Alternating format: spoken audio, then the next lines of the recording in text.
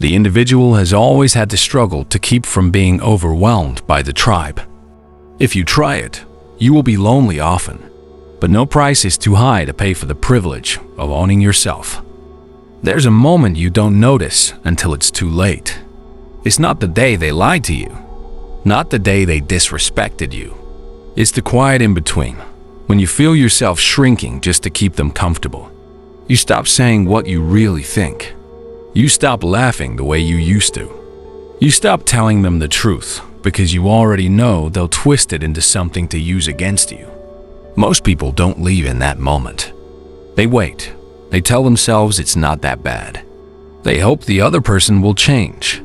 They think staying is loyalty, but in reality, it's the slowest kind of self-destruction.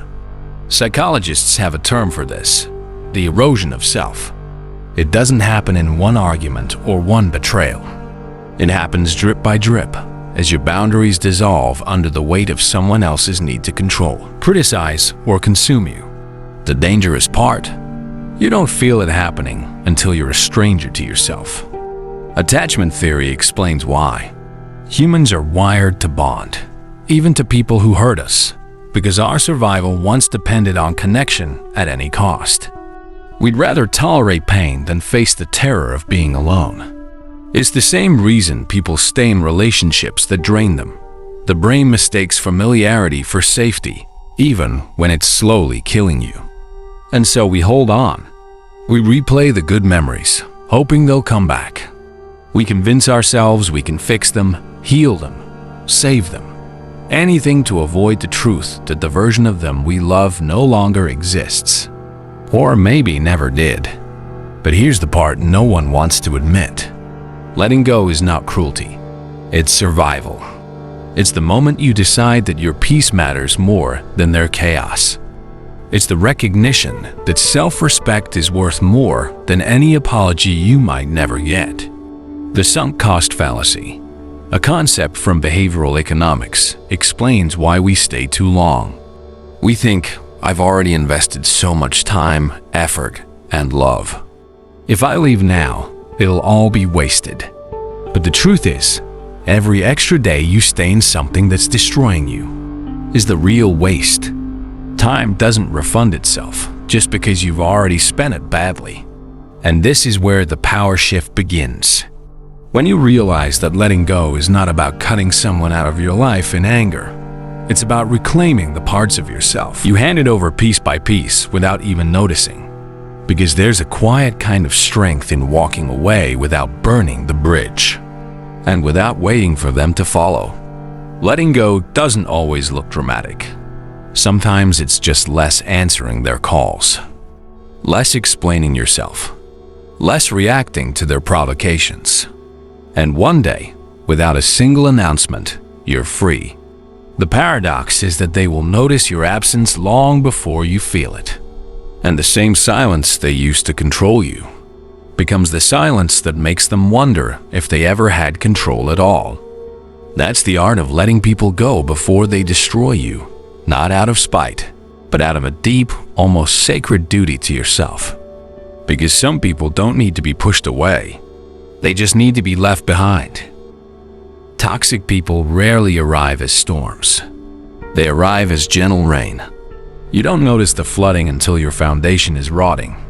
At first, it's small, a comment that cuts deeper than it should, a laugh at your expense, a subtle dismissal of something important to you. You tell yourself it's nothing. You tell yourself you're too sensitive. But these moments are seeds, and every time you excuse them, they grow. The danger is that human beings adapt to pain. Psychologists call it habituation, the process of becoming numb to repeated discomfort. What once shocked you becomes normal.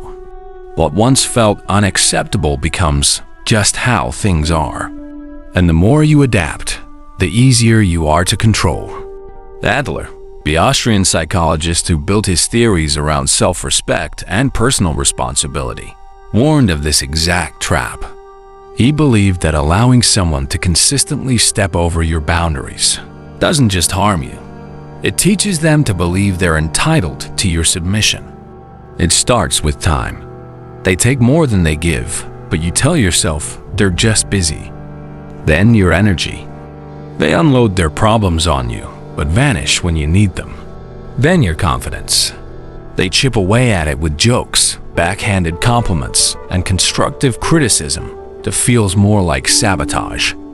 And you keep explaining yourself. Every explanation is a small surrender. Every justification is a silent agreement that their comfort matters more than your dignity.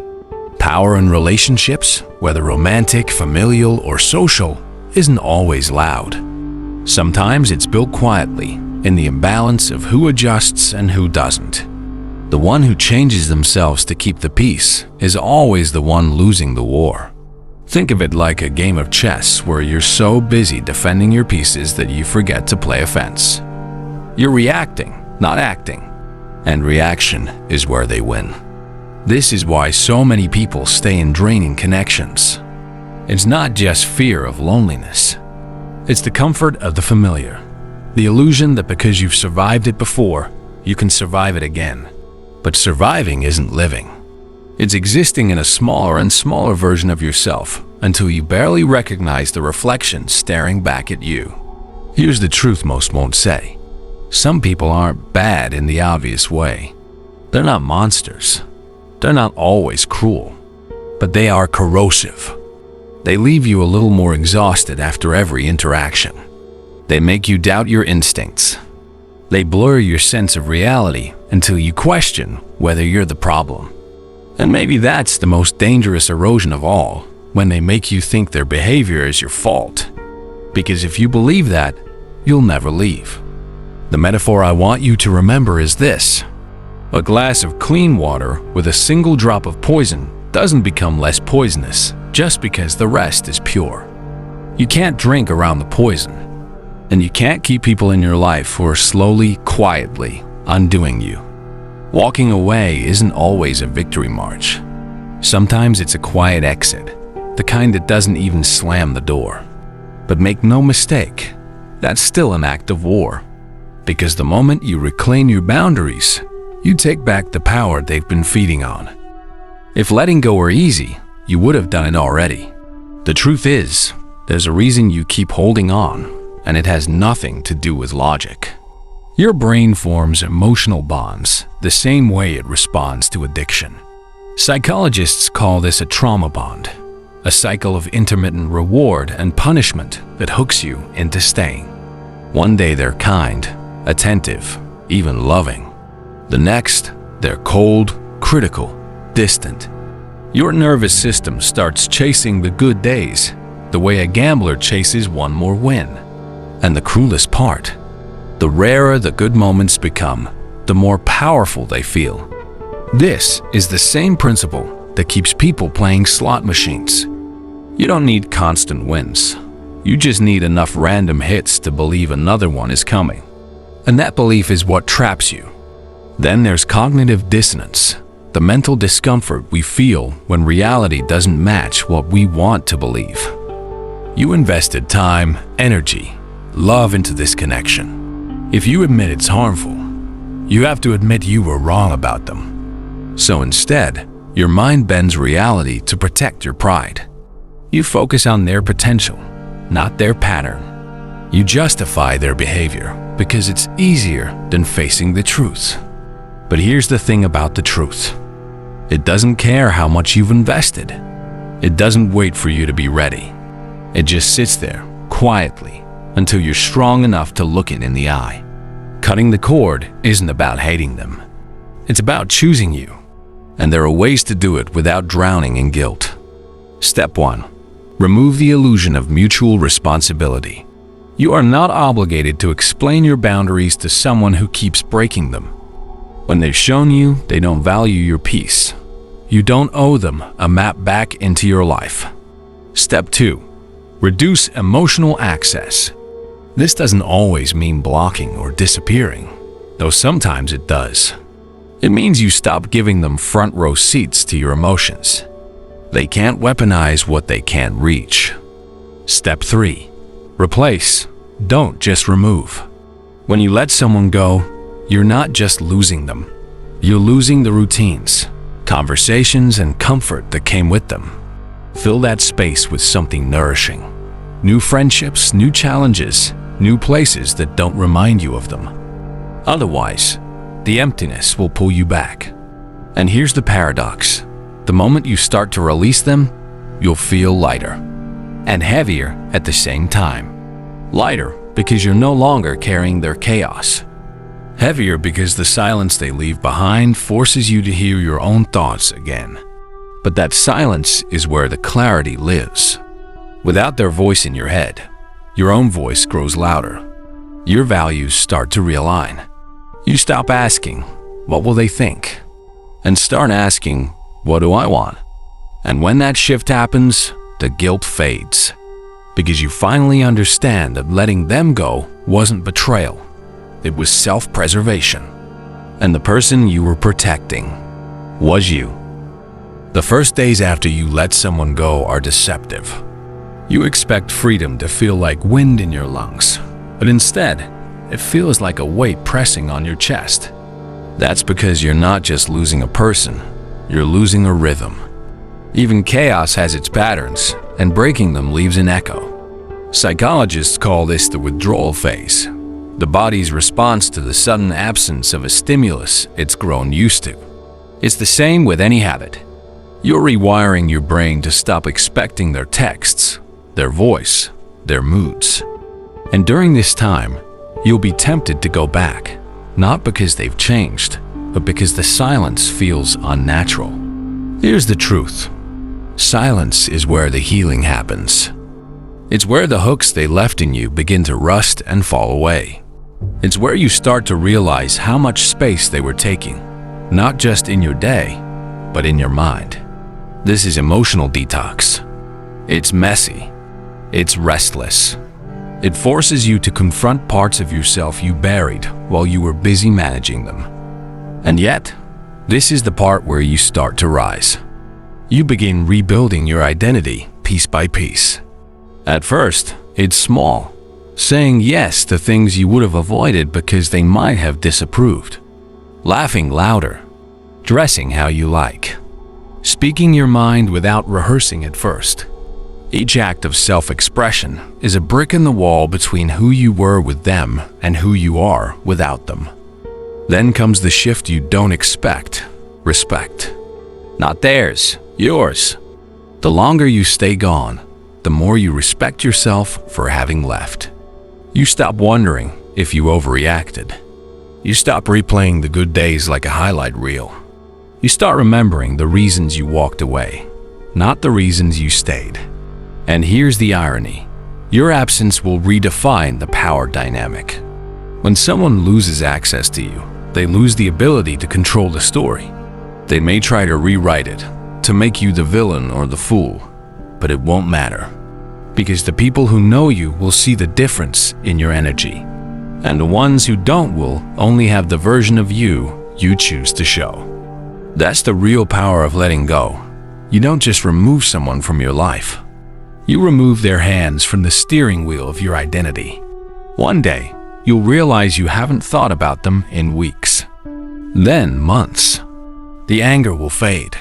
The sadness will fade. Even the longing will fade. And in its place will be something quieter, stronger, and far more valuable: peace.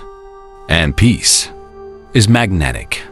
People will notice it in the way you move, the way you speak, the way you no longer flinch when someone reminds you of the past.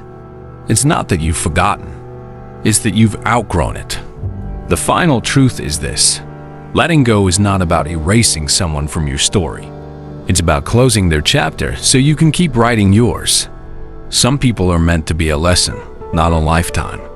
And the sooner you learn that, the fewer pieces of yourself you'll have to recover later. So leave them without malice.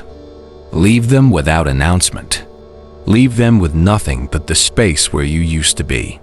Because in that space, you will grow. And by the time they realize what they lost, you'll be too far gone to hear them calling your name. Letting go is never the end of the story. It's the first page of a chapter you've been afraid to write. Because what happens after is just as important as the act itself. And this part the part people don't talk about enough, is where you quietly reclaim the pieces of yourself you forgot were yours. Here's what no one tells you. The emptiness you feel after someone leaves is not really them missing. It's your own life rushing back in to fill the space. It's the sound of energy returning to you after years of being poured into someone who never refilled it. And at first, that rush feels strange, even uncomfortable, because you've been living on a fraction of your own strength. Now it's all coming back at once. This is the season where you rebuild your standards. You start to notice the subtle ways people show you who they are. Not in the big moments, but in the tiny ones. The way they listen when you speak. The way they show up when it's inconvenient. The way they respect your no without making it a negotiation. And because you've walked through the fire of letting go, you now have a radar for anything that smells like smoke. You trust your instincts faster. You leave at the first sign of erosion. You no longer explain to someone why a boundary exists. You simply enforce it. This doesn't make you cold. It makes you clear. In psychology, clarity is one of the strongest forms of emotional safety. People who are clear about what they will and will not accept tend to attract healthier relationships. Not because the wrong people never approach them, but because the wrong people can't stay. Letting go taught you this. A peaceful life is not built by avoiding storms. It's built by refusing to live in houses without roofs. And slowly, that lesson changes the way you move through the world. You stop overgiving in hopes of earning someone's loyalty. You stop chasing after people who walk away. You stop mistaking attachment for love or attention for respect. Instead, you invest in people who match your effort, who don't make you doubt your worth just to keep their interest, who understand the connection is not built through constant repair after damage, but through consistent care before it's needed. If you listen closely, you'll hear another truth in this season. The world feels bigger now. The places you avoided because they reminded you of them now feel like yours again. The music you couldn't hear without thinking of them now plays in the background of a life you control. Even the mirror looks different, not because you've changed how you look, but because you've changed how you see yourself. You're no longer a version of you built for their comfort. You are a version built for your own future. And that future isn't a distant, untouchable idea anymore. It's here, in the small choices you make every day. The people you let close. The conversations you don't entertain. The moments you choose rest over proving yourself. Psychologists talk about post-traumatic growth. The idea that sometimes the most painful experiences don't just heal. They elevate us into a stronger, more aware version of ourselves. That's what this is. You didn't just survive letting go. You learned how to live because of it. And maybe that's why the people you've released don't recognize you anymore. They're looking for the version of you that needed their approval, their attention, their validation to feel whole. That version doesn't exist now. Now, your worth is not up for debate. And here's where the full circle moment happens. One day, someone will ask how you managed to move on from something that felt impossible to leave. And you'll smile, not because you forgot the pain, but because you remember the strength. You'll tell them it wasn't a single brave leap, but 1,000 quiet steps toward your own dignity. Steps that no one clapped for. Steps no one saw, but you saw them, you took them, and now you're here. If you've made it this far, you already know. The art of letting people go is really the art of returning to yourself. And once you've found your way back, you will never trade that peace for anyone's chaos again. And if this message resonated with you, stay close. Because here, we go deeper. We explore the psychology behind the decisions that set you free, the patterns that shape your life, and the strength you didn't know you had until you had no choice but to find it. Your mind is full of mysteries, and unlocking them is how you stop just surviving and start living.